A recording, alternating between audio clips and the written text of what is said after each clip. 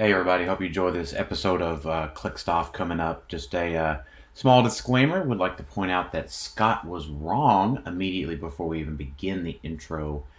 Be sure to check out the Gen Con events page. It looks like US Nationals is being hosted at Gen Con. Hopefully we get an announcement from WizKids soon. But I hope y'all enjoy this very chaotic episode of Clixed Off, and we really enjoyed having Scott on. So it's quite the blast and quite a little bit all over the place. Y'all have fun.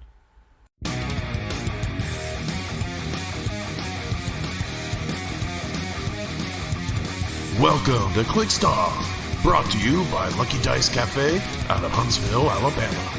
Check them out at LuckyDiceCafe.com. And now for your hosts, Daniel Powell, Jason Alvey, and Tylor Speeds.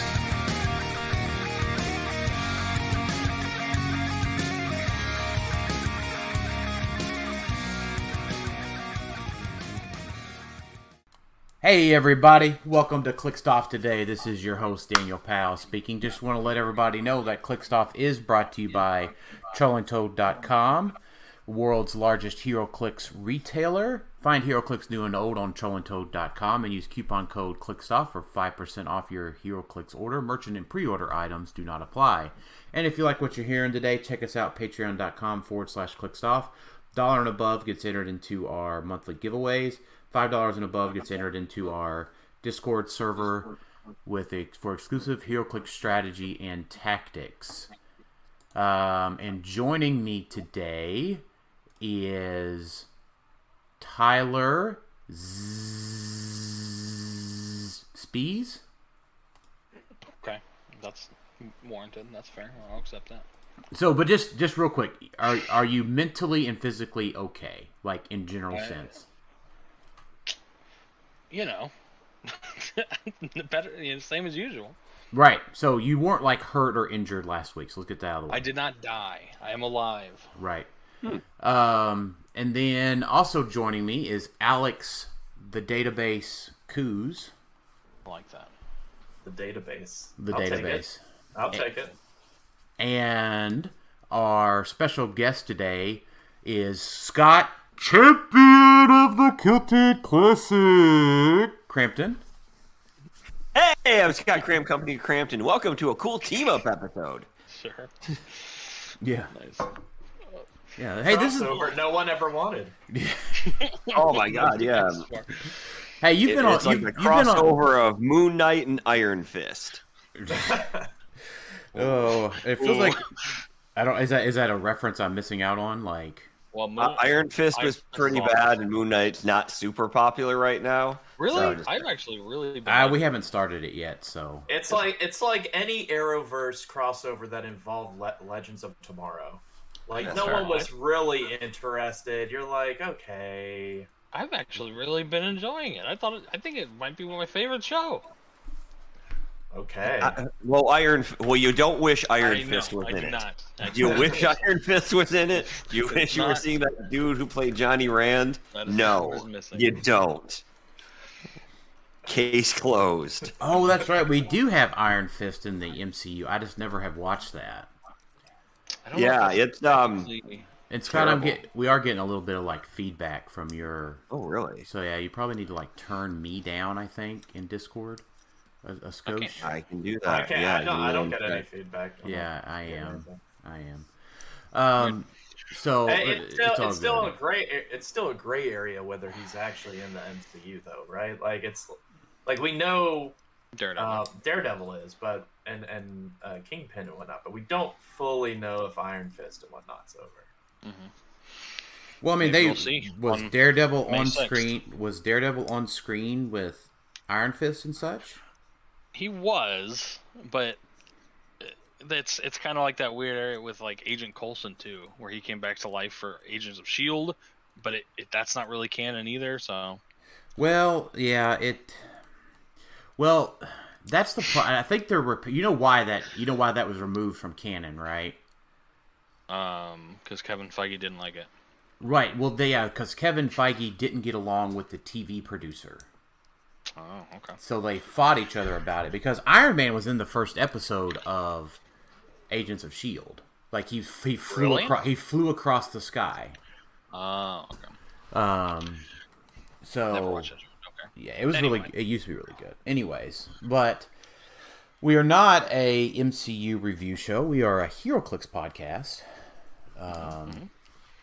And how many people were in the main tournament of the Clixed Cup? That you won, Tylor? The 300 modern? 72. I think it's 72 to 74. Oh, really? No, PJ's event had 71. 71, yes. Yeah. Yeah, Clixed Cup. Clixed Cup was technically a couple people bigger. But also ran multiple events and was in sunny Orlando. So, I mean, say what you will. Also, in my continued commitment to quality, I have now put in headphones. Okay. So hopefully you do not have the feedback that you were having once. Yeah, you're good. You're good. So okay. All right. It sounds like you were still talking about Iron Fist. Yeah, a little bit. All right. We were just talking about how much larger Clixed Cup was than the Celtic Classic. So much larger. How much larger it was? One person. It was one person larger. Was it really? I will say it felt like. I mean, the Celtic Classic was amazing. I would have guessed that it was like 30 people less than the Orlando event, but. Well, Orlando had a lot of people that weren't there for the main event. The main event was one bigger, but the actual attendance was bigger. Wow. Yeah. But yeah, Celtic Classic. Both were great. Both were absolutely great. Like, I just want to be clear. And like, power to Orlando event. I mean, that I went to Disney with the 4 Point Gaming Club, and to me that was amazing. Like, and a lot of times What? Kokomo's just as good as Orlando. I mean, that's a solid point. I mean, like, I'm just looking at the places I've been for HeroClix, and I'm like, I find myself in Indianapolis, Ohio. I'm from Michigan. We hate Ohio. Ohio, Huntsville, Alabama, or any part of Alabama. True. I've never just to find myself in Orlando was so much nicer than. It was. Any other place, and it was just nice to be able to go out and do something, like that was cool. Oh yeah, definitely. So all of 4 Points Gaming went to Disney World. Universal, actually. Yeah, absolutely. I sprung for the super passes or whatever, and we rode like just everything. It was great. I don't think Isaac had been before, or he hadn't been since he was like a little kid. So yeah, we went. It was fucking awesome. I mean, it was awesome. Was that so? That was like, was that like 3 Men and a Baby or something? Who was the Tom Selleck of the group? Who was the Tom Selleck of our group? Yeah. I think that Ted Danson was definitely Ed. I'm probably the Steve Gutenberg, so I guess Matt is that. Also, I'd like to note that Isaac's 16 and pretty far away from a little baby. Yeah. He is 17 now. He's 17, right? Yeah. So. No, I know, but when we went, he was 16. Yeah. He's plugged with the fact that he grew up in Click, so he's now forever. He's always 10. Yes, it's unfortunate, but yeah. I mean, Isaac Easton feels the same way to me. Yeah, that's kind of true. Easton feels young to me, and now he's like married, smoking a 6-pack with 8 children. So people grow up, and except for me, it seems like. Sure. That seems like an Alabama reference. Like I think Easton's getting married today, actually. What? Really? Yeah. What? Well, congrats to Easton. Congrats, Easton. Well, now I say that and because condolences to his bride. I say that because he said he's getting back from his honeymoon like next weekend. So. Yeah, it does say, scoping out his Facebook, someone posted day before his wedding 10 hours ago. So right, there we go. Yeah. You're no genius, but with those two things combined, I put together the deuce. There does look like there's a wooden monkey butler, and so that's pretty good. That too. And it looks like there's a lot of people confused because he does not appear to be marrying his own cousin. So I guess there's a lot of people that aren't going to protest. Oh man, that's funny. See, if anything, HeroClix players are very good at deducing things because that's honestly how we get most of our announcements from WizKids and from releases. So we have to solve a cipher. Yeah. You know what? The owner of the Grand Rapids store came up to me. He's like, "Hey, Scott, is WizKids going under?" And I'm like, "I don't think so." And he's like, "They just canceled all my orders for the rest of the year past X of Swords, and they didn't say anything, and they removed the SKUs from the website, and Alliance has no information about this other than it was just pulled unexpectedly." Sounds about right. Yeah. So they didn't even talk to Alliance about, like, are they continuing or anything like that. Think about that. Think about just not even sending a message to me like, hey, should we say anything about the SKUs all being gone out of nowhere? Nah. Just cancel everybody's order. There's just gotta be some, just talk to, anyway. We're talking about Celtic Classic. No, so I want, it's good. I want to say this, right? I want to be very clear about this. Is that whenever we get the announcement for Worlds, the date, it is already too late. Yeah, it would be nice to have a date right now so that we can ask off and stuff. Yeah, I mean, it's especially so like here's just for a reminder for everybody, and like for those of you that work in corporate America, right? You can easily Google that the owner of NECA owns the Graceland complex stuff. Yeah, an owner. Yeah, an owner. Yeah, owner, whatever, right? The owner, like, it's all the same kind of corporation stuff, right? And what a great investment. What's hotter right now than Elvin? Right. Elvin's in New York. So, point being is, like, it's apparent to me, right? Like, I work for a 10,000 person company. Right, I can get millions of dollars of assets and funds and stuff moving within my company within months. You would think organizing an event would not be that difficult within your own company.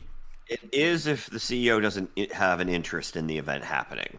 Well, just at least just set a date. Like, that can't be hard, right? Just pick one and then say that. Well, you can't change it though. That's the problem. You can't. But what's they're probably making sure that it's not being rented by something else. That takes probably what they're doing. It takes 10 minutes to do. All right.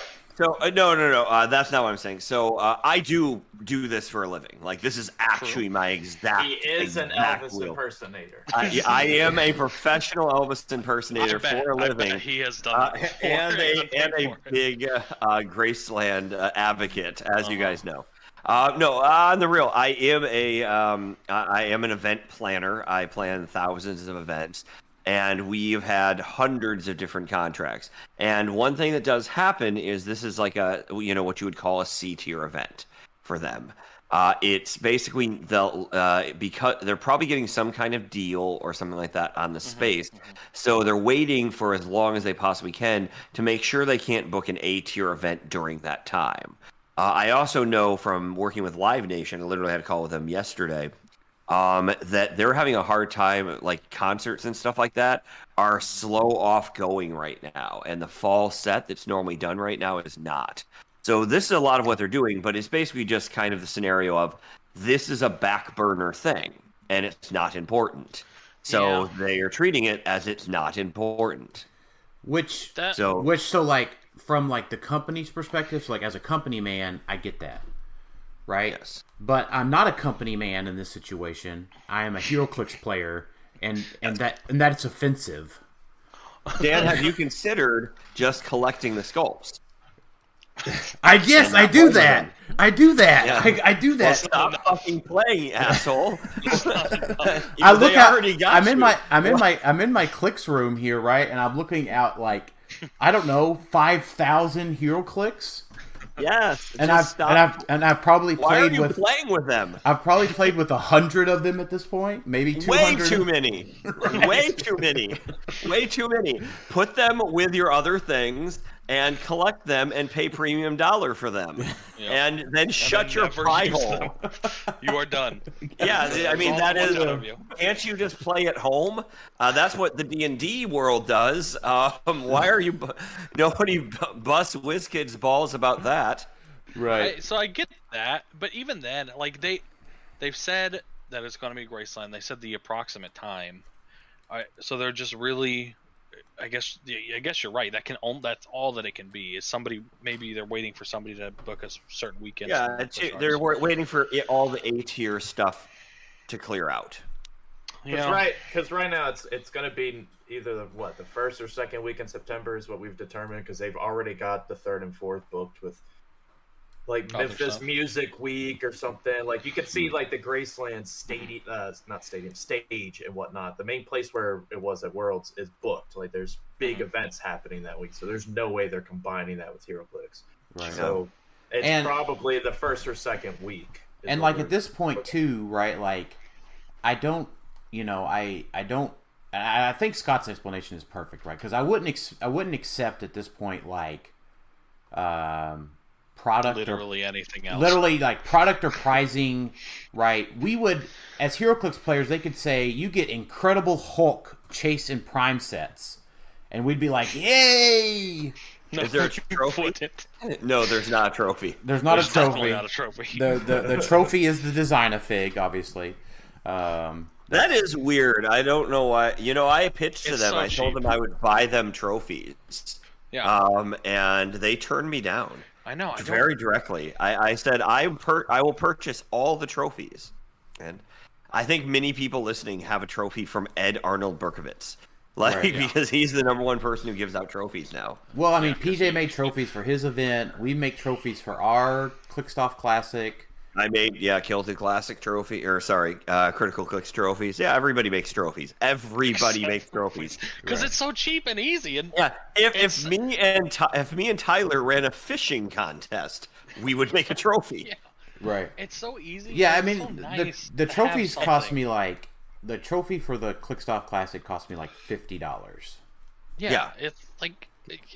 I measure. I will say, the bar on trophies. Yeah, I often measure things and how much it costs me by like the number of boosters that it costs.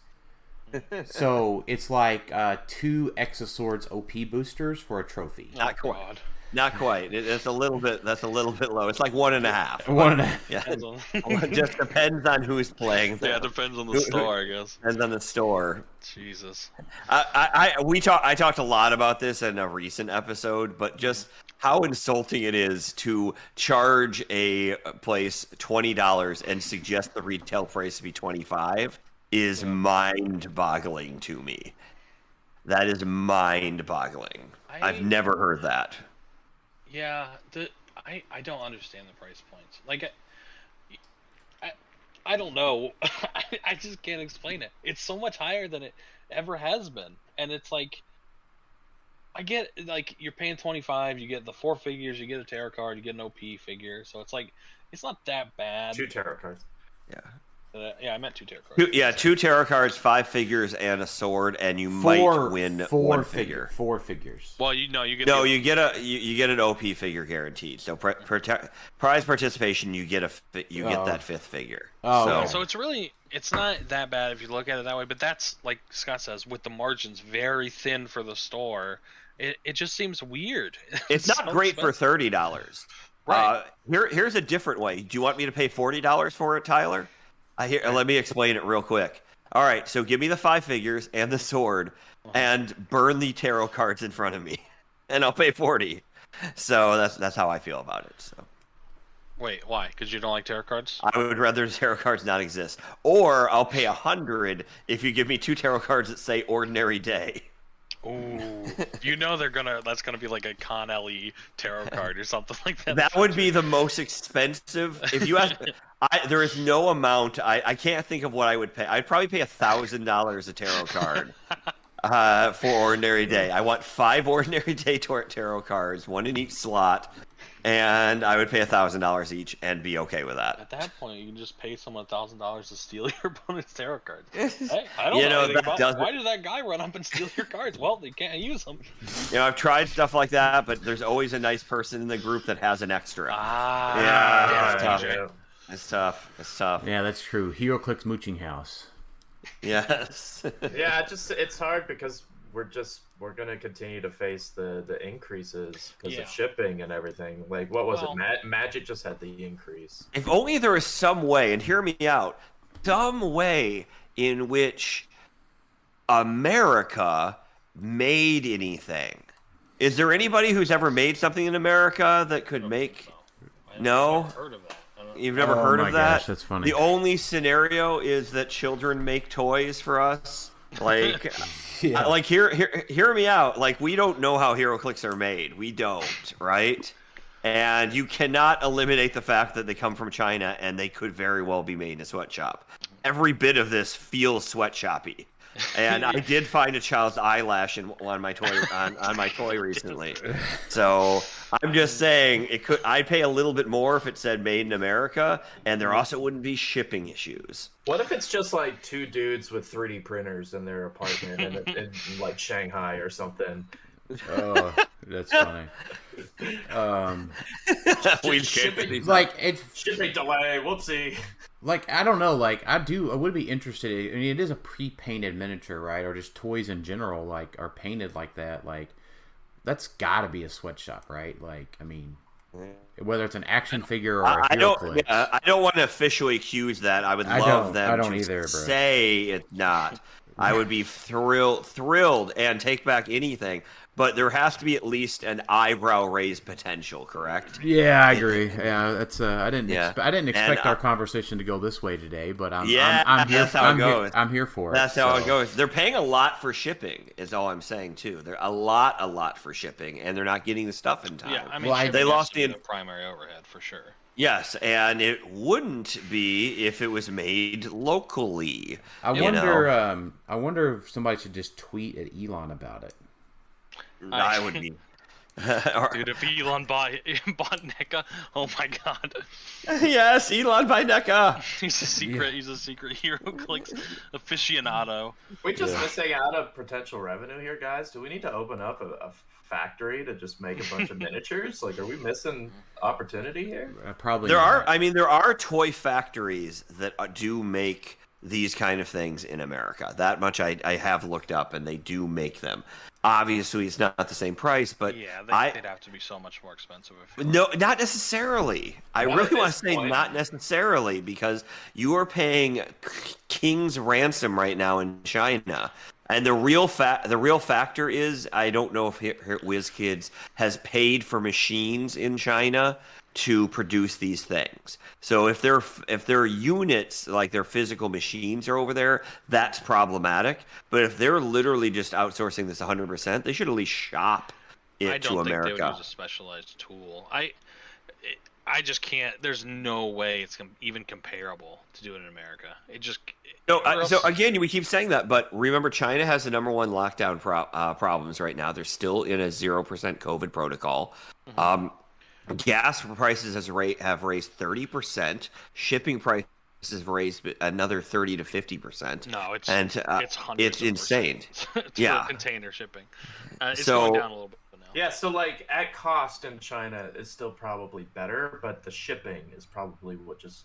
And also, just could we mention better. Just if they said like, hey, this is being made ethically in America? I mean, that would make me feel a little bit better about paying $22 or something like that. Why do I picture like here's the picture that you're portraying in my head, Scott, is that their payroll is literally paid out in blood diamonds. I think Mexico would probably be the choice before America for sure. And that's honestly not a terrible idea either. Mexico has a lot better labor laws. So does India, for that matter, and India is not good. Yeah. Sure. Yeah, but maybe there's a fear of them starting out some like Clixed cartels or something down there. That's fair. I'm down. I'm in. I don't know. I'm in. I'm just saying, like, it's not exactly like China is the best place we should be shipping our money to right now, right? Right. All right, I'll stop. All right. I'll stop. But so our 20 classic. the 23-minute soliloquy on ethics and the cost of everything in America. Geopolitical climate. The geopolitical climate of the Clix world. Knew it was coming. Yeah, it's fine. It's fine. We're here for that. So, so let's see. Let's start out. Alex couldn't make it because it was too far to the Clothing Classic, and Tylor slept in. And yeah, is that really what happened, Tylor? What the hell? I wanted to go to bed early so I'd wake up, but then I woke up at like midnight and I'm like, well, okay, I can't go back to sleep. I'm just gonna stay up, and then I fell asleep like an hour before I was supposed to leave. So yes, that is what happened. How far of a drive is it? 3 hours, 2:44. 3 hours? Yeah. Yep. Yeah, for me it's like 8. So like I had a legitimate. Why didn't you just drive early? Or 100 options here that I'm thinking of in my head. Well, because it's so easy to wake up and drive 2.5 hours. So I'm like, no, it's not. So why don't I just Clearly, it's not that for you at all. Well, you know, it should have been. That's why. That was really it wasn't.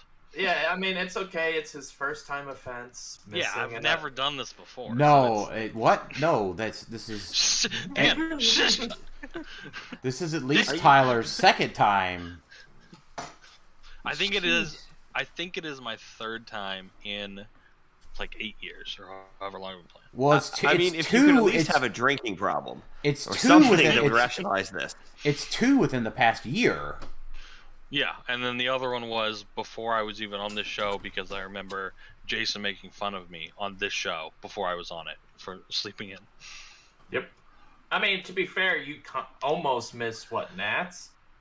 No, I just. That was the one you didn't have any maps or anything. You were really sleepy. Yeah, but that's because I had to work, so I literally okay. I left as soon as I could. Okay. Yeah. Anyway. Other people did make it to the event, so we should talk about those people.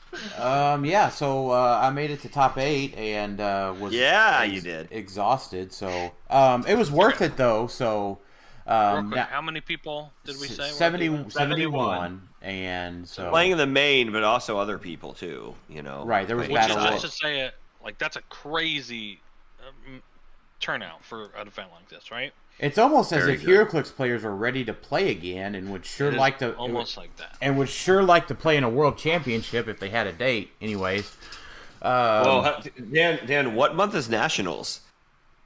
Yeah. So I tell you what, we're recording. So I tell you our first indication, today, right? No. So. Well, no, because the Rock Cup is. You're thinking 300 modern nationals is what I think. Yes, is what sure, Scott's referring to. So we're recording today, Saturday. It is April 30th. Tomorrow, the Gen Con event schedule goes live. Oh. Okay. So that'll be an indication if something's going to happen. Are you positive of that? Because No. I'm just saying. Yeah. I don't know anything. No, I mean that it goes. That it goes live tomorrow, because I was told that they weren't on it right now.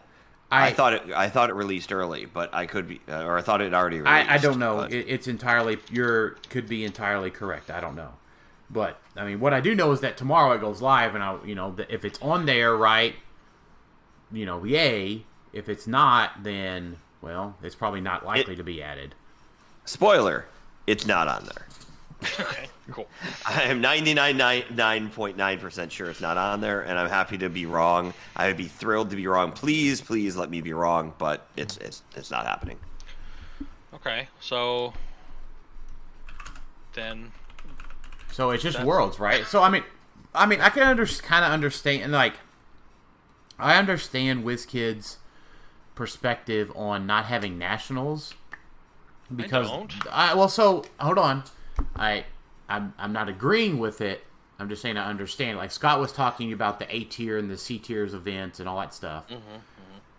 It's not entirely fair to the rest of the world that's still somewhat locked down to not be able to have nationals. But 95% of your HeroClix players are in the United States and Canada and Mexico. Sure.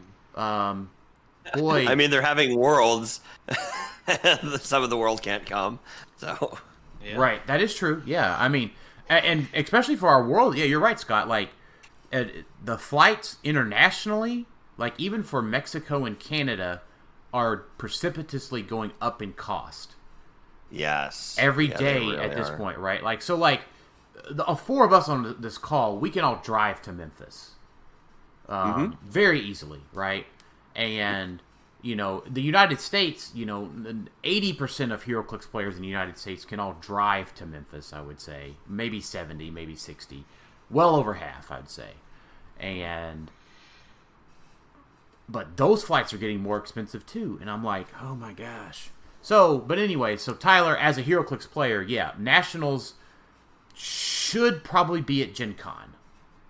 And as Scott said, he's 99.9% sure it's not. I'll be happy to be proved. I would be happy for Scott to be proved wrong tomorrow. We all would. So, they're there because they're selling D&D minis, and they're going to sell HeroClix. Yeah. They're not running any events. I think they made that fairly clear in their very unclear post. Yeah. Not But mentioning it. yeah, they just didn't mention it. And why? I mean, why wouldn't they mention it, man? Like, why? And don't throw out the possibility that they're just going to run a Nationals at Worlds. 'Cause, I mean, that's like they used to do, like Nationals one day and then Worlds the next day. it's not like this is. I won that Nationals. You did, yeah. I did. Yeah. I was top dog for 12 minutes. Yeah, that's how it Yeah. feels. That's It was yeah, super weird. You did, and Clixed Jesus did. Cedars. Yes. Yeah, it's not like it's unprecedented that they couldn't do something like that. That's true. Right. Well, and that would be fine, but I mean, you're looking at right now, right, at Memphis, you know, Friday would be team sealed, Saturday would be singles, and then Sunday would be singles top 16 or 8. So Unless they would have to, they do it Labor Day weekend. I mean, I'm fine with that, but we just don't know. Anyways, we keep talking. Stretch that out. This is obviously very. It is very upsetting for me, right? Like as a corporate man, and like the logistics that I do and the project management I do on a daily basis, right? Like it bothers me that the date for Memphis is not announced. Sure. I feel very confident that they will announce it in September. Right. I would. What? Not even by September. Literally in September. In September, yeah. Okay, got it. Hey, where is they'll announce it on their Twitter? Where is everyone? Right. So what Scott? This is fun. I think this was a funny one to share. Is that so? Starting in September, I'm just going to go work remote from Memphis, and then Yes. you'll do the same. And I'm doing the same. Yes, we're And going then- to live in Memphis and then play for the championship. You versus me. Right at 3 a.m. on a Monday morning. Yeah, they're like, because they realize they said something they can't do. They'll be like, "We don't know why only Dan and Scott showed up." Right. Guys, we made it so clear. We made it so clear on our MySpace. No, they won't say anything but congratulations to the winner, and then that's it. A valiant effort between Daniel Powell's team and piloted by Scott, and Daniel Powell's team piloted by Daniel Powell in a close matchup. Right. They tied for 100%. they tied for map roll 4 times. And, 4 times, yeah. and then agreed for a roll off. Which took them another 4 rolls. Thanos is going on the watch list because it saw 100% play at Worlds this year for some reason. Along with that, so is Thor, Mary Jane, Yeah. and Marvella, and only 4 tarot cards released. Oh, so like, but so, I on a more competitive note, it is interesting to think, right? So, with Disney Plus most likely releasing in June, We don't know that for sure. I'm just saying it. All signs point towards it. If there is a delay in X of Swords, it may not be legal for Worlds. That'd be so great. Most of it won't. All right, we're thinking that the OP stuff may not be. If it is legal, it's that if it releases in August, the OP stuff the first weekend it's legal may be Worlds. I'll have my tarot cards in a week it's from Porter's event. Yeah, it's 3 You'll have months. 5 of them. Yes. It's those are the 3 months. One starts in supposedly right now July, then there's August, and then September. Okay, and it's a week for those, right? You mean until they're for legal? legality? Yeah. No, it depends on how they rule these, right? I think so the OP stuff is legal the first weekend after the month. At the month it's released, right? So if it's released like the end of, I don't know, it's very like they're reading the tarot cards themselves to determine. I mean, at this point they could do whatever they want because we haven't had when something is legal is just so random. At this point, because Con LEs haven't been official Con LEs for a while. Lady Phoenix is still not legal. Is that true? Really? I'm fairly certain. I had heard that too. I feel like it is, but it may be legal now. I could not care less, but that is shocking. I'm gonna go look now. I'm looking right now. So. Well, I'm pulling out my Sentry ID, having her range combat expert, taking the damage, this and then completely changes my Worlds team. It does say this figure is not currently tournament legal. Tournament legality to be determined at a later date. So, but they are going to make legal all IDs for 300 Modern Worlds now too. So, regardless of when they came out or whether you made them at home. Oh gosh.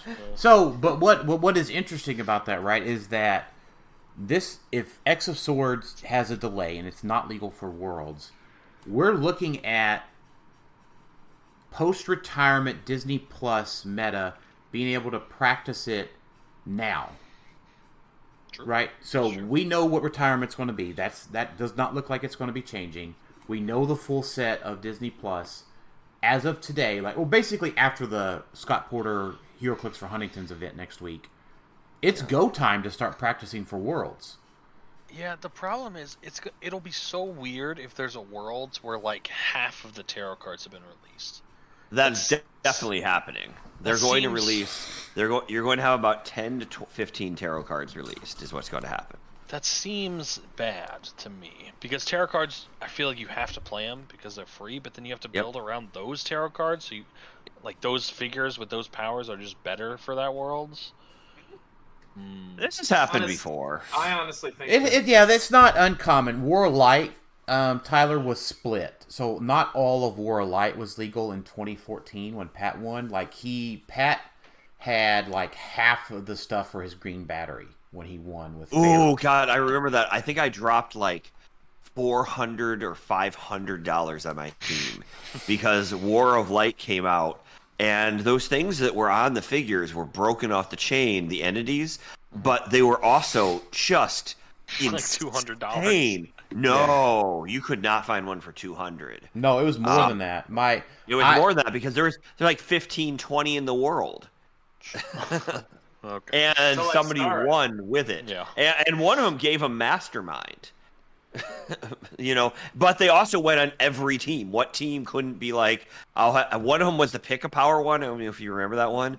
So the entity where you could pick a defensive power or something like that. Right. I'm a little foggy, but I remember that it could go on every team. So I had one that had an absurd advantage over everybody else because of money.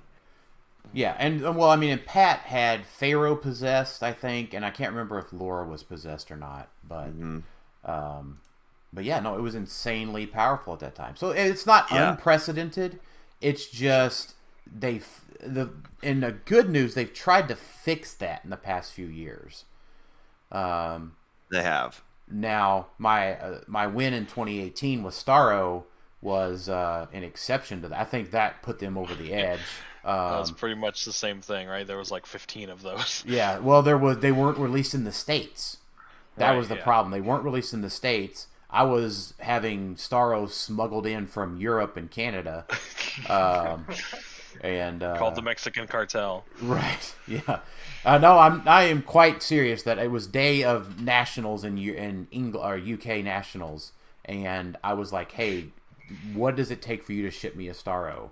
And yeah.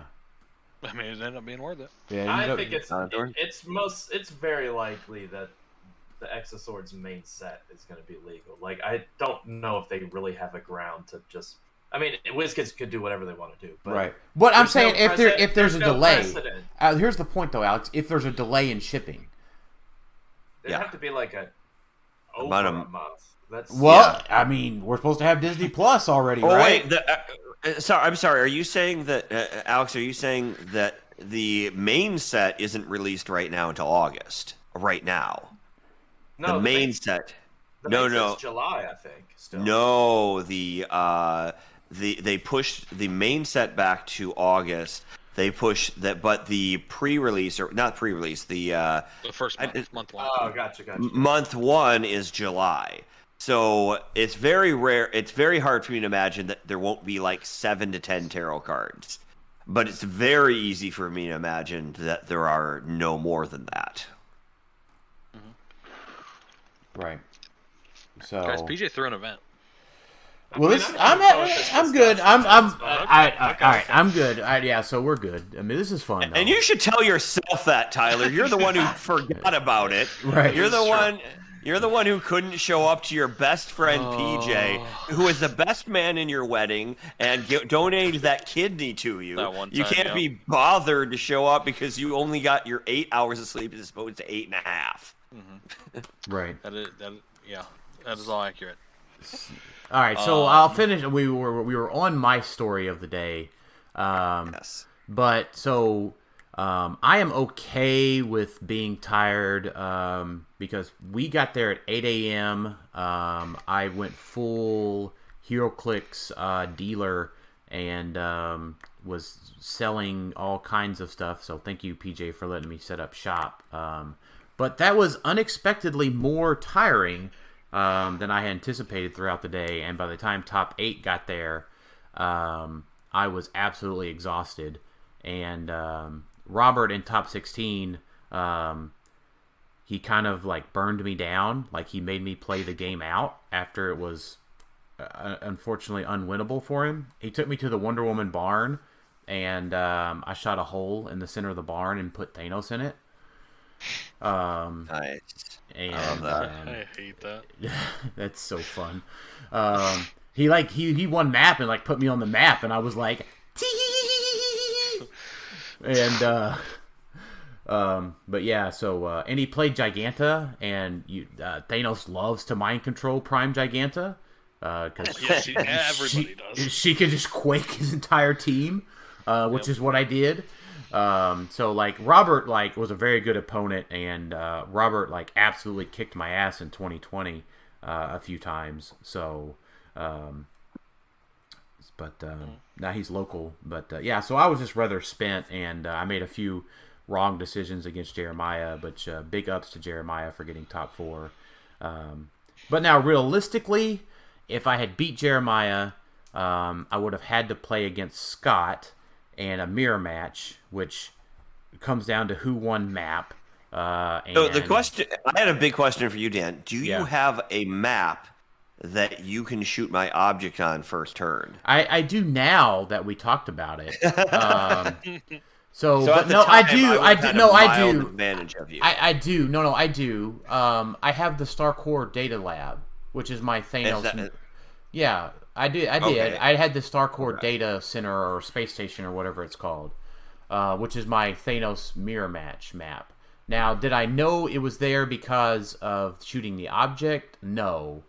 But I probably could have figured that out. I don't know. We had talked about it in the day before we met or before we could have potentially met in top 4.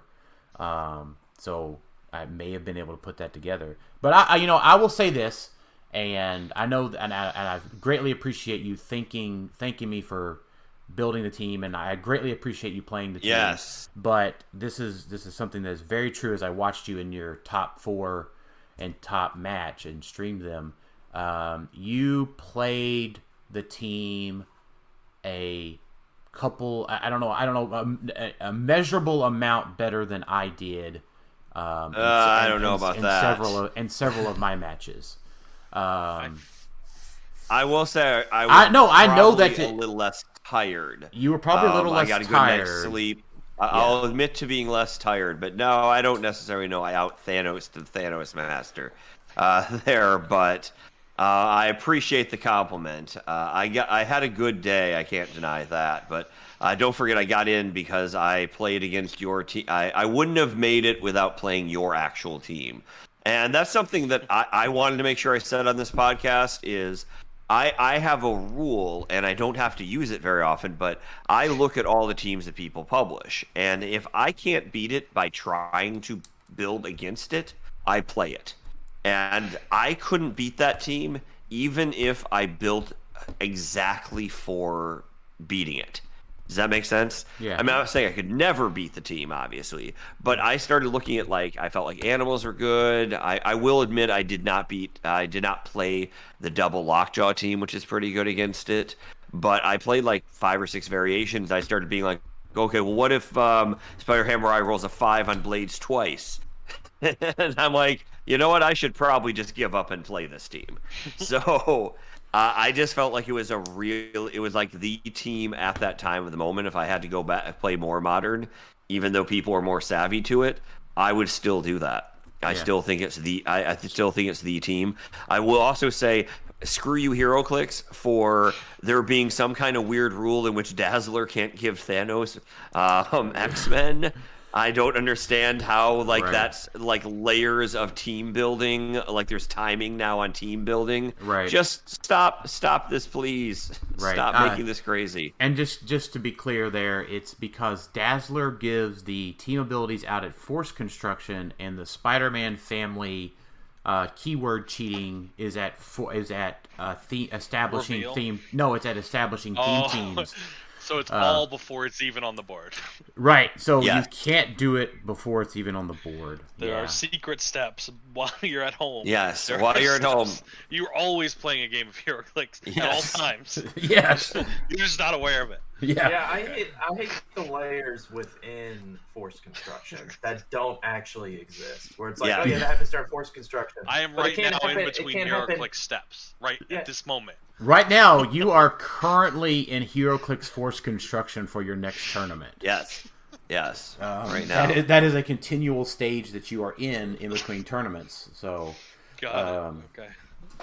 but yeah, so that is annoying. I would love to have had X-Men on Thanos, but it's just not a reality. And I'm very excited. I'm very excited that there's a world. Yeah, it's true. Half of the time. But I am very excited that there is a team with 3 Mary Janes. Yeah, it's not a Thanos team. It's a Mary Jane team. Yeah. And I'm excited that there's a meta where Mary Jane is so popular and Dazzler, right? Dazzler's not your Omega level mutant, not your Wolverine, Cyclops, Batman, or Superman, right? It's Dazzler. Right? I honestly thought it was Dagger for a long time. From Cloak and Dagger. It's not. It's not. So They haven't made that guy in a while. no, it's Cloak been a is so while. cool. I love that character. Yeah, I cosplayed. That was my last cosplay. Mila and I did Cloak and Dagger, Really? which was pretty cool. That's cool. Yeah. We race swapped Cloak and Dagger, I think it's which was- definitely. Oh god. which was awesome, and everybody liked it until she went to the bathroom, and then I was just being there alone, and I'm like, oh no, come back. You're actually just the Watcher, Nick Fury. Yeah, then the Watcher. Yeah. That's funny. But yeah, no. So it was just it's very cool that so what I think is everyone we've got some of our what I want to call it I want to say it the imitation is the sincerest form of flattery. Some folks, some of the other podcasts out there are saying Thanos needs an errata, and or what would you do? What would you do? Yeah, it was. But I think what folks are missing out on those discussions is Thanos is 175 points. Okay. What? Hold on. Wait. Really hold on. quickly. Okay, hold on. Go ahead. You are on record saying that you think that he needs an errata. No, I think too strong. I think he is too strong, but I think what it highlights even more is that the low point figures in the game are currently insanely good. Yeah, yes. I agree with that. The 3 Mary Janes and Dazzler and 10-point Proteus are beyond bonkers. I don't know if Thanos needs an errata after playing him. Can I tell you what had just happened to me in Silver Age? Yeah, what did you play? What did you played? What, Harry and BGA last night? Yeah, I played Harry, BGA, and and Thanos. I'm sorry, and I basically conceded to my opponent so I could change teams every round, because that was the goal. I wasn't trying to win; I was trying to play test. And this is how fragile Thanos is. Here's what he had left. So he had wiped my. I had full Thanos, fully up. I did not have super senses on him or anything like that. Here's all he had left. He had his Thanos. He had burned all his ID cards. Did not have all chemical fire because I had destroyed it. So basically, he just has that. He had a Gorilla Grodd that he had called in from the last turn that stayed, and he had 1 Walking Woods. And he killed my Thanos in 1 shot, in 1 turn. Well, you were full. That seems impossible. It does seem impossible. No, and because that is why I played it and I lost, because I thought that might be impossible. I didn't say that was everything on the map, to be clear. So I had my 125-point Thor. So he runs Gorilla Grodd up, mind controls my 125-point Thor, hits me with that for 6, then shoots me with Thanos for like 2. Or 3 or whatever that adds up to. Then Walking Woods me 4 twice for the kill. Right. I mean, yeah, that makes sense. I don't know if it's fair to call Thanos fragile though. He's 11 clicks long with reduced result. I hear you, but like almost no team I played couldn't have taken him out in 1 turn. Right. Sure. You have and to that remember, is game. Yeah. The entire goal with a Thanos team is to protect Thanos, pretty much, right? Like, you have a supporting cast to body block Thanos, and then Thanos is your offense, essentially. Yes, and then it's just can you get to this particular step in the game? Can you get past? So if he had he also had Superman that he ID called out, and then he hypersped me, but that was his last ID. So if he hadn't gotten that was it. But yeah, I mean, he can go down. I mean, yeah, he definitely can. I think this is like this tournament had a lot of Thanoses for sure. It was like, what was the number, Alex? It was like 13, 12, 13. Okay. 13 out of 70 teams. So it's not like overwhelming. Obviously, how many in? So let's just go over the top 8 real quick, just the basic team. So I have it pulled up. So we had Matty G. What was he playing? Fantastic Four. Fantastic Four. Yep. Wes? Double Lockjaw Fantastic Four, really focusing on Franklin, basically. Yeah, that makes sense. I like that team. Wes Summers. Same thing. Was playing the exact same team. Makes sense. That seems to happen a lot with those two. Robert Boehm. He was playing the Loki Swarm. He won the Clixed Off trophy for the most main force repeated figure. I'm sorry, did you say Loki Swarm? Like I'm supposed to know what that means? Yeah, could you imagine playing a bunch of Lokis? Yeah. No, so he had 7. He had I believe 7 Lokis. Okay. Blackheart, Jubilee, and Enchantress. That's super fun. I like that. Yeah, he did really well with it. So then Cramton and Daniel I beat him in top 8, Yeah, I'm looking to see that. Cramton and Dan are both playing the same Spider, Mary Jane, Thanos team. Yep. The Mary Jane team featuring Thanos. Right.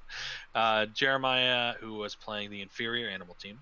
Then Azareth was playing monsters. Azareth was playing his like standard. Yeah, he was playing the exact same team he won the Coffee and Clicks event with. Makes sense. And then last one is Denton Bobbledyke. Denny Bobbledyke. Like, so he's one of my Grand Rapids people that I play with all the time, and he's very, very good. And he was playing also Fantastic Four. Right. A very different build on it, though. A one lockjaw one focused on the. You said that. I said it not on air, though. Oh yeah. So there is a difference. So basically, he played with a focus on the 100-point torch flash, and it's very, very good and gives up like just so few points. It's lockjaw, torch flash, thing. Why are you saying torch flash? What does that mean? Sorry, not torch flash. The human torch inside a torch. Olympic chase torch Tate. Sorry. Yeah, the eternal flame. I should note that I'm drunk. You're good. Okay, that's cool. So we had 3 Fantastic Four. They were obviously different. Which I feel like we got to start. Nate was right. Okay, he's been holding that torch, pun intended, for like a year, and now people catching on. I mean, obviously, he got help with lockjaw and things. I think lockjaw, and so. I think lockjaw helped cement it. I don't think it was there before lockjaw. Because before it only relied on the 19 defend, which Nate got cracked. That cracked a bunch for Nate, right? It got cracked. Now with the lockjaw, Nate was playing it with a single lockjaw in Coffee and Clicks, and it made him to top 8. But I think the double lockjaw. I'm just saying, there's enough. It's clearly there's enough. Fantastic Four is a staple at this point. Right, I agree. Now, so even in this top 8, there's 2 Thanoses, but that's not like crazy. It was top 6. It was top 16 where there was 6 Thanos, and just. Oh, really? Well, and they lost. 4 of the 6 lost in top 16. I mean, there you go, right? I beat one of them.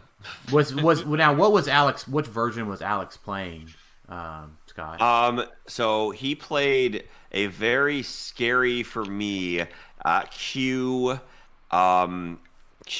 Doom swap Destiny, and I will tell you the absolute fear of going against somebody and being like, I have to kill this Q, but I don't have Alchemy Fire.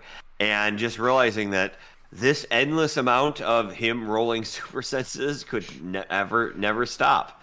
I had to attack Destiny 3 times before I could kill her. I attacked Q, I think 7.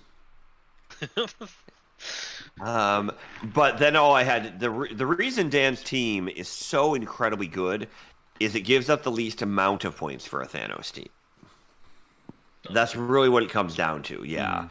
He keeps 185, and if you play a Thanos versus Thanos matchup, unless you go second, which it has theme bonus on Thanos, unless you go second, I think that you are probably going to win that matchup. Because doesn't every Thanos build give up all but 185? No. No, it's at the rate. So the thing with my team is it's the number of bodies and the number of attacks that you have to get to get your 115 points. Yes, which people can do, but if you play Thanos versus Thanos, right, and you have a 6 theme, you probably have a +2 or +3 on map roll, which allows you to kill all chemical fire, so you win there.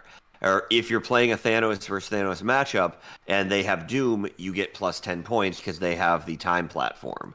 So you win there. Right. Or and then at that point you also just go to penetrating damage on the fire, and you typically one-shot a Doom.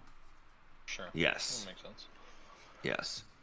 Or how I had to beat Doom, by the way, because Yeah. he killed my extra stuff really fast. Right. Or the other option is one of my favorites is to mind control their DJ Doom, their time platform Doom, and subsequently use their 2 dice immediately.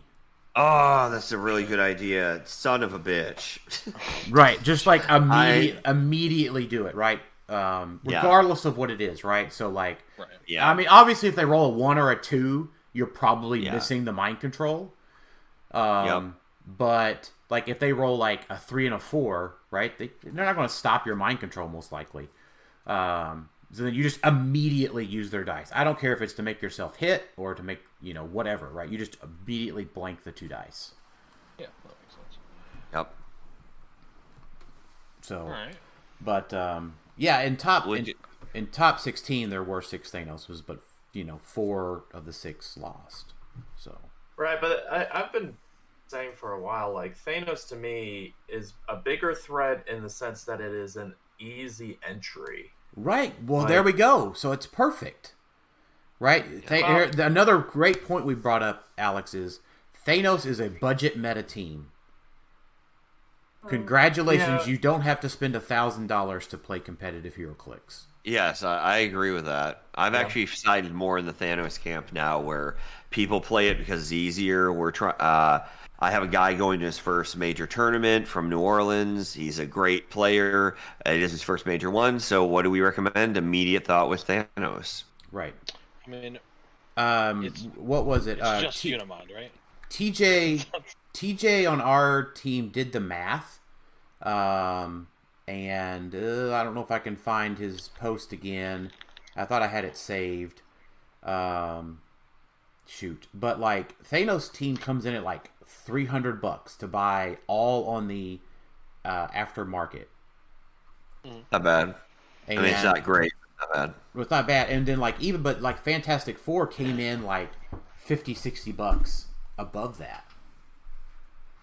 Sure. Because you have to have I don't know if you have to have, but the prevailing version has the 2 legacy lockjaws, which are quite pricey.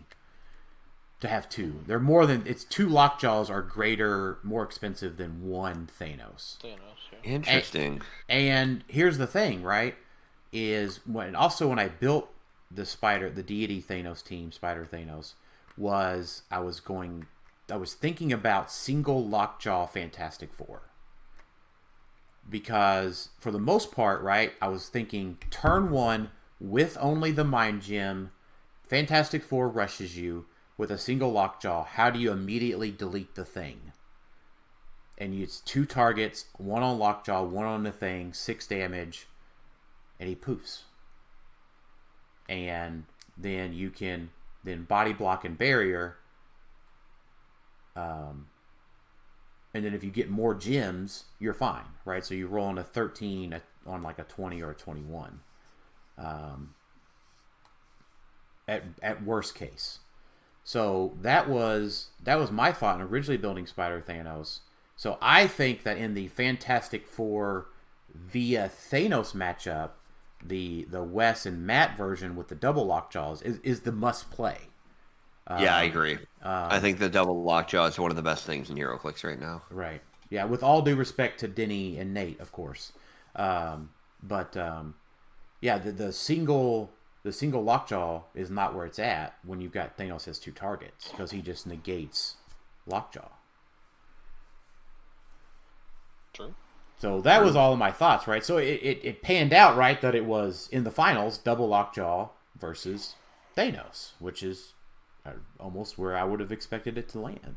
Was it Matt in the finals? Yeah, it was Matt. So I did have a question, Scott. In the finals, did you had your alchemical fire, right? You got to equip it. I did equip alchemical fire, yes. Did Matt not steal it? I mean, obviously no. not. I put it in because he was playing of the team he was playing and stuff like that. The right call is to not steal it, in my opinion. Is this game recorded anywhere? Just curious. We streamed it, so I've got to know. Yeah, you can see me make You can see me make a ton of mistakes, but no, I don't think so. Scott, I think I did. You're not. I am not allowing. I know you're. I know you, and I'm not allowing you to say that. Well, here's something I would do differently. I should have mind controlled his Lockjaw to attack his Franklin. That was a mistake. That is, and I did that. I did that before. And I hit his Franklin.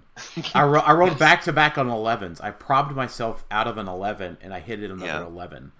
Yeah, he did have the shape change and stuff like that, but so he had ways in which it wasn't going to go. But I was kind of wasting the mind control, and I think it would have been better to do that. But I will say I loved my setup, which was basically I placed Thanos in the very back of the board, and I've never done this before, and then made a hall of figures. So you had Franklin had a clear shot on him. He could literally just see him without moving at all. But then on each side was three figures each on each side, so he couldn't go down rush the center, and he couldn't really go around. He had to kill so many figures to get to me, and then I barriered on either side as well.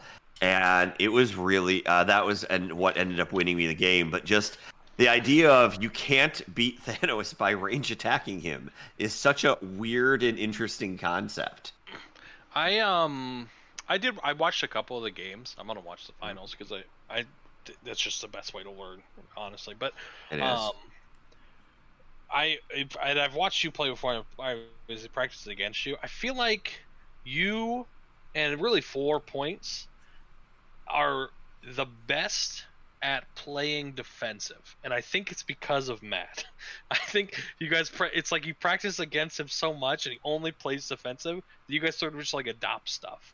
Because I also would like to know I play very defensive too. That's what I'm saying. I'm saying like your whole team, you're really good at it. That just the placement of Isaac's really good at it too. Yes, yeah. We do all build when we're play testing. We play test in I think a very different way where we don't get very far. That's really what it comes down to. We'll play 2 hours and we'll be on turn 2 because what we'll do is like, no, wait, you could have actually blocked that attack if you had had this guy be moving here. Mm-hmm. You could have done this if you had just done this, and we keep replaying it until eventually we're like, all right, I guess that's over. You can't attack me. There's no way you could have. Yeah, I think just and that's what I'm saying. The defensive placement, I think you guys are really good at. Like Thank you. Even you're welcome. Even on teams that are aggressive, like you played animals, but you obviously play it different than me. I'm much more aggressive with it, and there's a lot of defensive stuff to the team placement with, the prob lines and the body blocking and lockjaw and the emotional modifier. I think it comes from the nature of the concept of how I think about HeroClix. I like to think of me. I think me and Dan, if you listen to both of our shows, and feel free to look. This isn't a Critical Clicks, by the way. G plug. If you listen to it, when me and Dan review the same figure, we review it completely differently. And Dan reviews it where he's like, let's just say it's an Eternals that has Mastermind, right? Let's just say he gets the Eternals. He finally gets the Eternals, the Mastermind. How Dan's going to review it is like, yippee skippy! I can't believe I have an Eternals with Mastermind. My Unimind's going to be able to have Mastermind now, and everything's going to be great. And how I view it is, son of a biscuit! I can't believe this. This is the worst thing that's ever happened to me. Dan's Unimind's going to have Mastermind. I always think of me playing against it. I never think about me playing with it. And I think everybody always thinks of like, oh, how great it is to go first. And everybody builds their team with that. I only build my team with, I have +10 theme and I have to go second. That's how I build all my teams. Patrick's also a very stark opposite. He's like, if I go second, I guess I just lose, but it's never come up. Until it did. Until it did. Right? It does happen. Yeah, Patrick. Which is why. Yeah, Patrick. I think Patrick went second to Alvy in like round 1, and Jason Alvey was playing something similar to Azarus monsters and just literally wiped his team in like turn 2. Like it was like, here's all this stuff coming at your starting area. Yeah, and that'll happen sometimes with that. But yeah, I just wanted to mention that it's so it's so annoying to play you and Isaac, and Matt more to an extent. Matt to such more of an extent. Well, so it's more because of the team. I think it's less because it's more simple. I feel like you and Isaac, it's just like I get annoyed because there's like little things and placements where like, oh, I can't do what I want to do, and you know what you're doing, and I hate it. But yeah, I think that is something. I feel like we have a similar dynamic with us, but it's the opposite. I'll know, Tyler, after I've played with you or practiced with you, I'll go into a tournament expecting my opponent to be ultra aggressive. And I'm like, hold on, he's not in my starting zone turn 2. What is happening? I'm not prepared for this. Right. Yeah. Sure. That's Sorry, go ahead. No, I was going to say that's exactly what happens. I'm like, my round 1 opponent, my round 2 opponent, was playing an unthemed team, and just left his guy Gardner in the middle of his team with no emotional modifier. I think that might have been Brody. Actually, I'm not sure. No, it was Devin. No, okay. It was just Devin Nunemaker, who's a returning player, but no, he just did fine. He was just like, I don't know what Thanos does, and I'm like, well, in the back of my head, I'm like, you about to find out. It is. Yeah. It's crazy how different a team could be based on the pilot. Because I was watching the Scott and Jeremiah game, and Jeremiah says, "Do I come across the board turn 1 on you? I've literally never done that." And I'm like, that doesn't make any sense, because that's what I do every single game I play animals. So we're clearly not playing the same game, even though our teams are incredibly similar. He was smart. He was smart. I said we play different, and then you say play smart. There's an implication there, Scott. Yes. Okay. The two major things here. One, he played Rocket Raccoon, which means when I killed his Gorilla Grodd, his team wasn't done. He didn't just wipe his board to be like, well, I can't do 3 damage to Thanos, so I guess that's game. Sure. Because he played Rocket Raccoon. Clearly the best, way better than playing 18 maggots and no Spider Hammer Eye. So what I do know, what I did learn there is that I was like, I'm never getting within how many ever squares Rocket Raccoon does his thing, and I'm like, well, if Scott tells me that Rocket Raccoon's good, I must KO Rocket Raccoon. Yes. It must happen, and that's what I did. I killed his Spider-Ham first, and then I killed his Rocket Raccoon after he rolled Super Senses, numerous times in a row. Every time. He only missed Super Senses 1 time for me. And what a great player. He's very smart and stuff like that, but it felt like God himself wanted him to win. I did everything right. I didn't have bad luck at all, but I just got to a point where, like, I was looking at him like, what characters does he have without Super Senses? And I just had to play like he was always going to hit it, because he hit it 6 of 7 attacks. And it gets to a point, I had whittled his team down halfway just on splash damage. Right. And I just want to, can we talk about how good the fire is? It's like everything else is wrong. It's so insanely valuable. It's like crazy that especially obviously Thanos makes it the best because he can apply it twice. And so it's like every turn you're applying 2 tokens, and each turn it's a damage. So what specifically Scott did, I'm going to say better than I did, was he purposely went to splash damage more often, and that won him. I believe that pretty much won him the animals game. Yeah, it did. It is something I used to underestimate. I don't anymore because freaking Joe Alves killed my Blackheart with nothing but splash damage because he attacked 4 times in a turn with his doppelganger once. And I was like, oh, I guess my Blackheart is just dead, even though he never was attacked at all. So that's fine.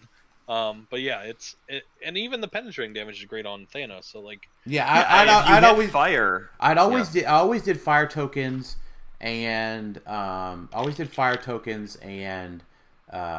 penetrating damage for Doom. But now I am seeing, after last night, the -2 attack is insanely valuable.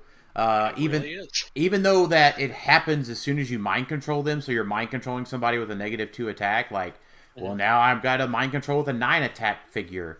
But guess what? Their counter attack next turn sucks. Kind of sucks. Yeah, and he can do it. He can apply it to 4 people a turn. Right. Like, every turn. It's crazy. When I play I do want to note that the splash damage is only 1 character. So that was ruled on. It's only you pick 1 of the targets. Right, but it splashes everybody. Right, so it splashes everybody. Right. Yeah. It splashes everybody off a hit character. It's the same reason that if it wasn't that way, Scott, you could give out 2 fire tokens on a mind control. Or like, so I was playing the fire on Prime Batman. So if it wasn't that way, Batman mind controls an entire team and applies the fire tokens to an entire team. So thankfully, I will say, I would, I would obviously prefer if I could mind control with Batman and do the whole team. But I would honestly, what a difference between us once again. Like, I would prefer to do that. You never think about it happened to me. Like, no, Dan does not. He wants the most broken things in the game to be in the game because he wants to use them. Right, I want to use it because it's fun for me, right? It is. I'm not. But if it happens to you, it's fine. It's great. No, it is not fun. It is not fun. But I'm also like, ha ha ha! You did the thing. Hoo-hoo, let's go. I do not share that. Right. I will say, I might almost be. I don't think that Thanos needs an errata. Personally, I think it's fine to have a 10 pole that's good. I think he holds up to the cheaper, like we were talking about, the cheaper figures. I think maybe Alchemical Fire might deserve a look. I'm almost to that point. Like the fire tokens being the beginning of every turn is just like you put it on somebody with no action tokens, and 3 damage. It's guaranteed 3 damage. That is pretty good. There's no counter to it. It's just you're taking 3 damage. You're dead by your next turn if you have 3 health. It's like, right. So maybe that, because it's so good. Yeah, it is. It doesn't retire, does it? No. So that'll stick around.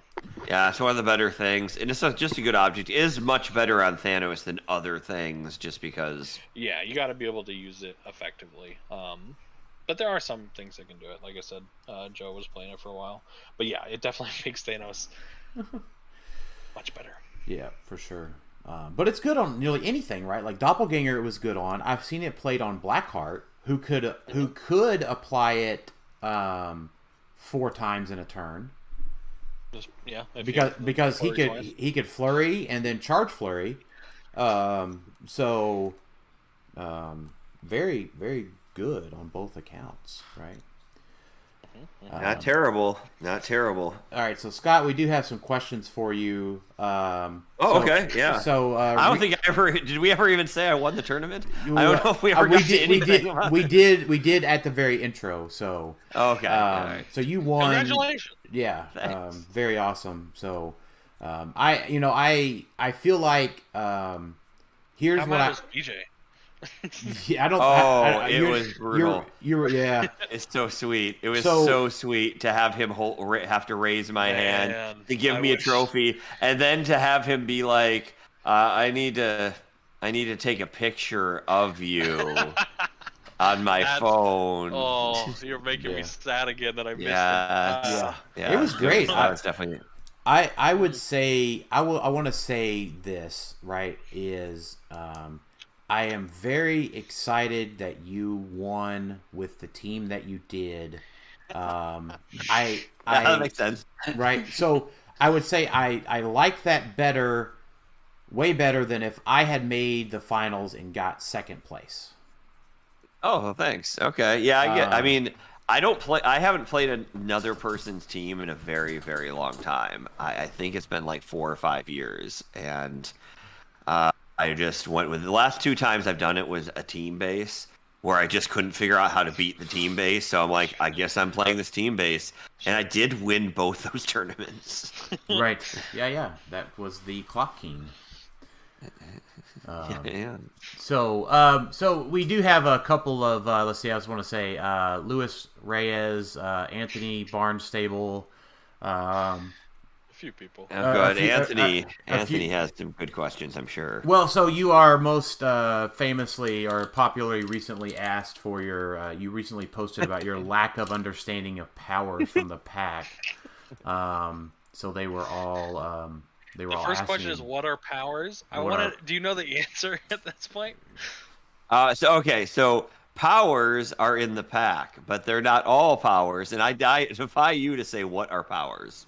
It's so easy. It's any colored power in the pack. So or not colored. No. It's okay. any colored power in the pack. So super strength is a power. Anything showing on their dial. So no, yes, but no. No, yes, but no. You're already getting messed up. No, you are. No. So because it doesn't have to, because if you have if you have a trait that says stealth, you cannot use that power because it's a power because stealth is a power. Because in the pack. So just say any colored power or any white box power. That's it. Any colored power or white box power, and if it's given by a trait and it's a power, then that's also something that doesn't work. Right. No, but it does.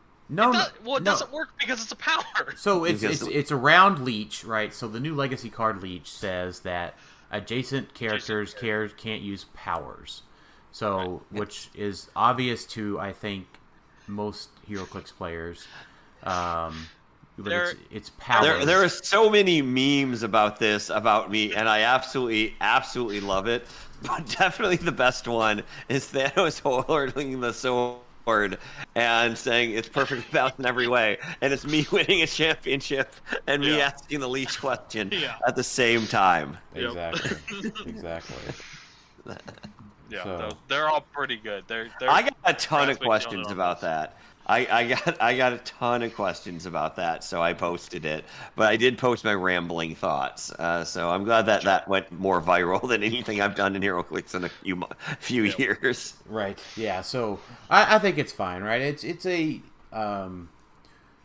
your rambling thoughts, but it also drives discussion. Right. So what is it? What's the quote from the newscaster? The Anchorman that Will Ferrell does. It's like it's spicy or it's scandalous, right? So fair enough. I thought you were going to say a Fox News anchor who says, "Why am I on this channel?" Anyway, no, it was I don't know. It's provocative. Oh, that's what it was. It's provocative. Yes. It's provocative, right? So that's what people want. They want conflict. That they do. So it was very good. So, but it led people to be like, "Hey, I know what a power is, so therefore I understand how leech works now without question." So, it drove to a positive conclusion. I am saying that it is confusing that Lockjaw has 2 different things that are traits, and he can give leech a power. And there's a lot of people that were like, so wait, he can give leech a power through his trait, but can't use the powers, and anybody next to him can't use that power. That's right. So it's almost like a perfect storm of like how they built leech and Lockjaw together. Right. Like you're right. They work way too well together. Right. Yeah. Scary too well. Leech can mastermind to Lockjaw, but the Thing can't use defend next to leech. Yes. Yes. True. So it is rather confusing, but it's also nuanced and layered, and I like it as a figure. So it's very, very, very good. Also, it's broken in Silver Age. Oh God! Yeah. So 3 points. You don't have a team. Right. Yeah. Good. Yeah, Thanos needs an errata. Oh wait, here's Leech. There's your errata. Here's your Thanos errata. It isn't errata for anything, really. Like anything that they build, they're just like, just play Leech against it. I can't. He has super senses 1 through 6, and he has shape change 1 through 6. Just play Leech. Oh, okay. I guess that works. Right. Yeah. There you go. There's your errata question for the next 2 years. So, and by the way, you answered Spencer's question about how does it feel to be the year of Scott memes. So, Summer of Scott. That's what we're in right now, guys. Right. Summer of Scott. That's right. So, Richard Shaw wants to know, what was the hardest team you had to play against? I mean, Matty G wiped the floor with me the first time we played. So I made the mistake where I thought that Thor. I had never actually played with the Mary Jane Thor, and she only attacked one time, and it was against Matty G. And I learned the hard way that is not a trait she has that gives him immobile. That is an outwittable power. Whoops-a-daisy. Yeah. Whoops-a-daisy. And he's like, all right, I'll with that power and charge you for 50. All right, Thanos is dead. Turn 2. And should I shake your hand, or do you want to play for an hour to try to see if you can kill a Lockjaw? And I'm like, hour for the Lockjaw, please. Yeah, exactly. So, yeah, he was very nice about it. Matty G was a hell of a great sport, and he has the same record as me, to be fair. I just had it at a more convenient time. Mm-hmm. We were both 8-1. Right. Right, yeah. Yeah, there you go. That'll work sometimes. And we both had one loss against each other, so. Perfectly balanced, you might even say. Perfectly balanced in every way. So PJ's got stuff. PJ had to answer questions on not his podcast in the question thread. So congratulations for that. Our reach is ever growing. Some of the cooler prizes at the event. So obviously Tylor can't answer this question. I mean, I thought it was the Clixed Off Crocs, but what was the Clixed Off one? The Clixed Off one was, so we gave it out to the person that played the most main forced figure. Okay. The idea was, Tylor plays 3 maggots. And I was like, well, that's kind of thematic. And PJ was like, well, Mr. Chomps, he's an alligator. He's not a crocodile. But he was like, well, I'll make a pair of Crocs. And I actually love to wear Crocs. I'm currently wearing a pair of Crocs. So it all worked out. So that was life thematic. Yeah, it was pretty awesome. But I think I liked the trophy, the Thanos is my daddy trophy, which also went to Brad Aarons. Call me Gamora, because Thanos is my daddy. Right. So I do want to mention this part of the story. So Jeremiah Peterson, Brad Aarons, Kelby, and Ryan are all they're local to me. They're about an hour away, and I have for years. Quite literally years, probably 5 years at this point, have told Jeremiah and Brad that they need to go to a competitive tournament because they have the mindset for it. They didn't think that they did, but they had the mindset for it. And Brad's was very against competitive play, and I was like, Brad, not that you need my acceptance, but I'm not going to accept your answer of I don't want to play competitive until you've done it. And then Brad, unfortunately, goes and has to play like 3 or 4 Thanoses in a row and loses to it 3 times. And he's like, oh, no. And he was like, it was not fun losing to that last Thanos. I was like, well, was your opponent mean to you? Did he do it? Was he upsetting to you? Like, he's like... He said, yes, it was Scott. No. It was. I slapped him across the face. No, it wasn't. And told him no eye contact. And he was like, no, my opponent was gracious, and my opponent was fine. He just beat me into the dirt. And no, it wasn't Scott. So I was just like, so you just didn't like playing against Thanos. And Brad ends up winning the trophy. And I'm like, oh boy. But then Jeremiah goes and makes top 4, and I'm like, yeah, I told you. And Jeremiah knocks me out of the tournament, and because Jeremiah touts his casual record against me a lot. When I go up there to visit them, right, I try to play a little bit more casual team, and he's got 100% competitive record against you now. That he does. So it's almost as if I knew that was a possibility, right?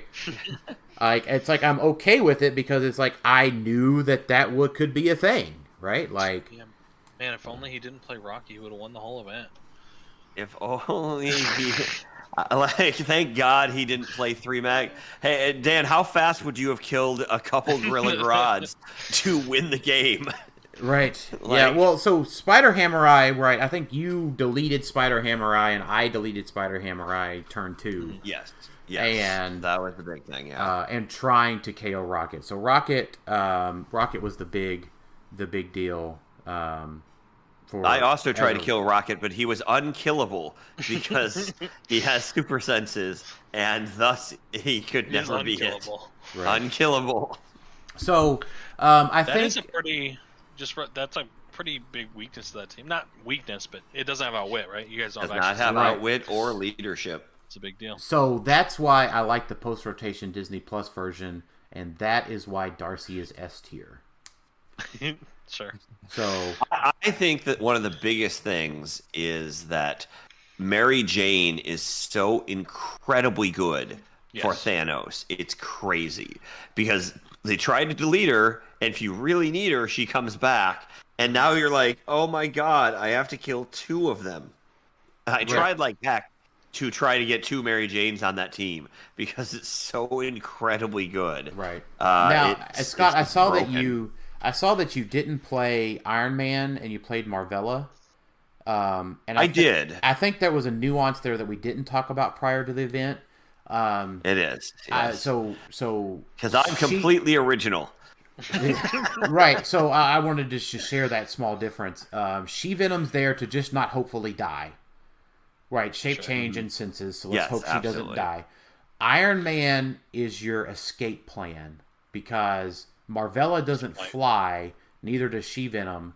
Well, Marvella kind of flies. No, not on her secret identity. On her secret identity, she's like sidestep in cap or running shot in cap or something. But no, so Iron Man flies with Perplex, so she can get 10 squares away, and then Thanos can free phasing carry both of them after that. So you can get on the other side of the map should you need to escape. I think that's a great idea, and maybe that is the best. We view Thanos a little differently. Right. So I think the thing is I'm in a race to kill enough stuff so that you can't kill Thanos. Same. Right. That's that's why I am. But to the point where I didn't play. I picked Time Gem basically approximately either 1 if I was incapable of attacking, or 2 if I just rolled so well that I'm like, I guess Time Gem. Yeah, I agree. Yeah. So I was playing just very, very, very, very aggressively. I picked Power Gem and I picked Barrier quite a bit too, to be honest. I agree. Yeah, I think we play it the same way, right? I'm trying to KO the threats that can KO Thanos. Gotcha. Yeah. So the reason I went with Marvella is if I wanted something that was aggressive because she can hit pretty hard.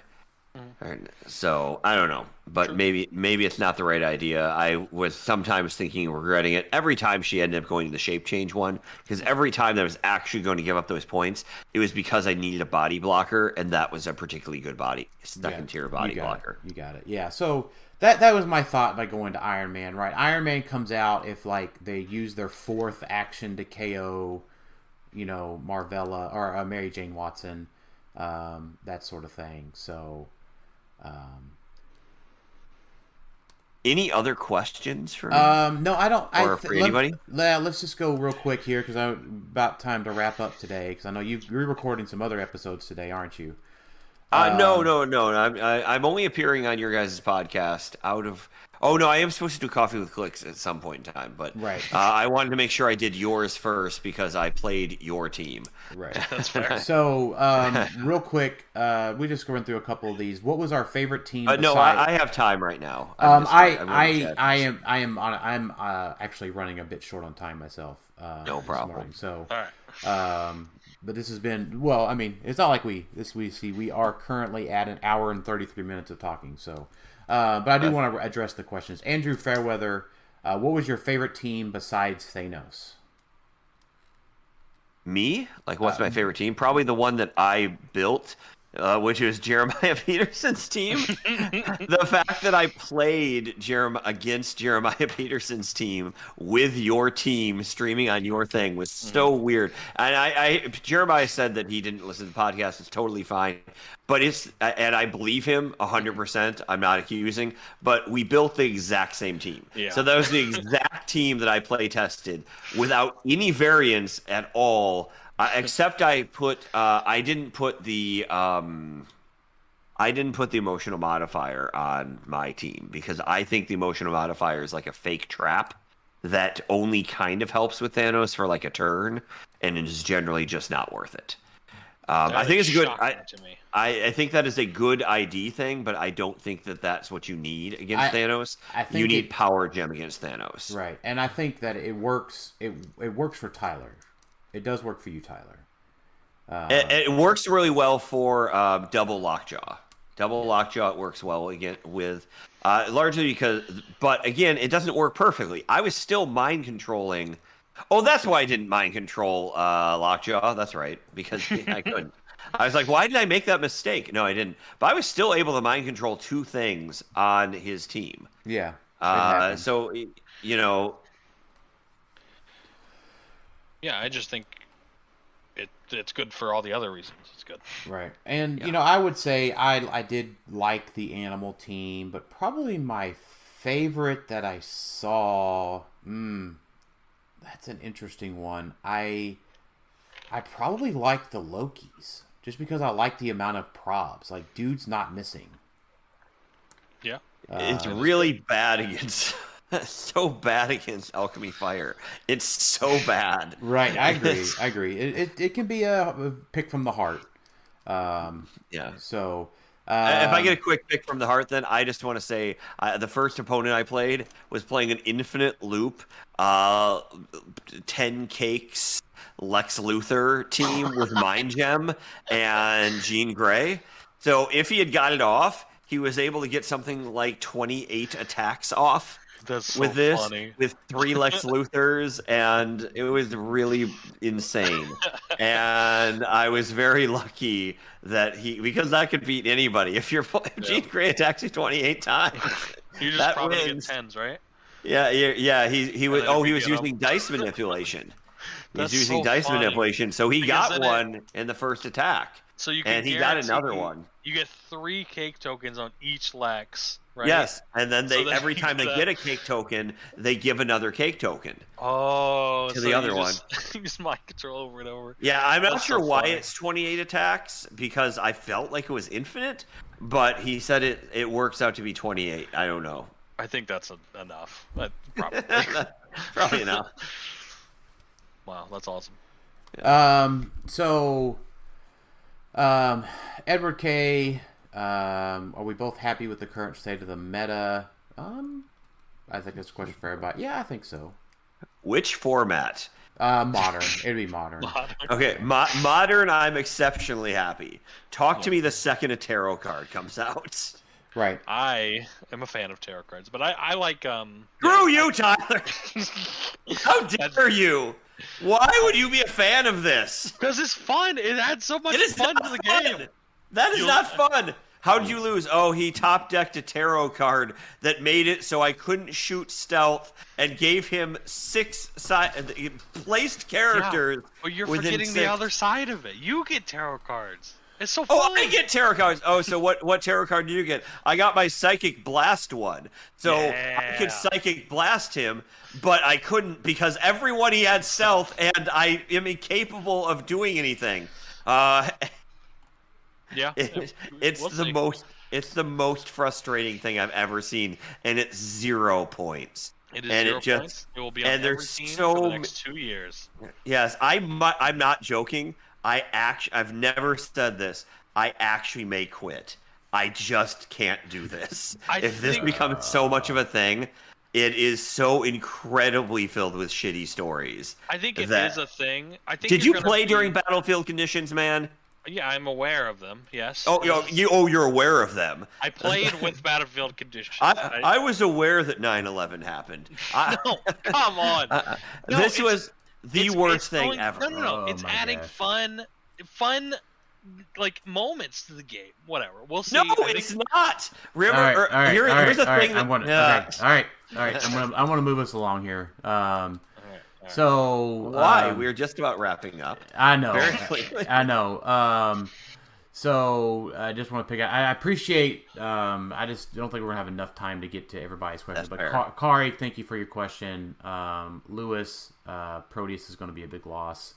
Charles, I think Scott and I would both agree. Outside of Thanos, who was the MVP? Paparazzi, Mary Jane. Which figure outside of Thanos was the MVP? It's got to be Legacy. Yeah, Mary Jane. Yeah, Mary Jane's definitely the Mary Jane that creates Pogs, 100%. Right, and then Scott, you asked yourself, and Brian Poland asked you about your beauty, and yes. So I agree with me. It is challenging to be both so smart and beautiful. Right. I'm not sure what Brian Poling said. Something about bald making you aerodynamic or something. It does. And showers are a breeze. Right. True. You got it. So, Coed Gold, Scott is probably a better HeroClix podcast host than I am. So, he asked how does it feel to be on a HeroClix podcast with a better host? It's easy. It's been so much easier. He controlled a rant that me and Tyler were having just a minute ago. Exactly. And then Edward K. Tyler, what's your quote on luck? Luck is when preparation meets opportunity. Exactly. So, original quote by Tyler. Malcolm, yes, I don't know exactly. It might be. It's the only place I've ever heard it. So Malcolm, I don't know the question on Silver Age yet. I know Scott and I are both trying to figure that out for next week still. So what is it? How would your team have changed if it was Silver Age? A lot. Big. At least 2 IDs, no Proteus if I was going that direction, and probably no Thanos, and probably Green Arrow, Bizarro Green Arrow. Right. Yeah. So much different. So, but I think you're trying to figure that out, and I think I'm close to arriving at my decision. Yeah, it's tough. It's a tough one. So, I think I'll go ahead and just wrap us up.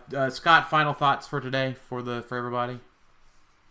I believe that Tyler has never been earthquaked and lost his entire team from a battlefield condition. I would agree with that. Tyler, final thoughts. Just play ordinary day. Like, what are you doing? If they make one for Carol cards, I'd be thrilled. All right, so, well, Scott, sorry we had to cut just a little bit short here at an hour and 41 minutes, but we love having you on, and we'll have to have you on again. Yeah, it's a great sometime. time. Thanks for having me on. Congrats on your win, Scott. I hope to see quite a few folks next week at the HeroClix for Huntington Scott Porter event / Rock Cup. It's going to be a great time. And thanks everybody for listening to Clixed Off today, and we'll talk to y'all next time. See ya. Bye.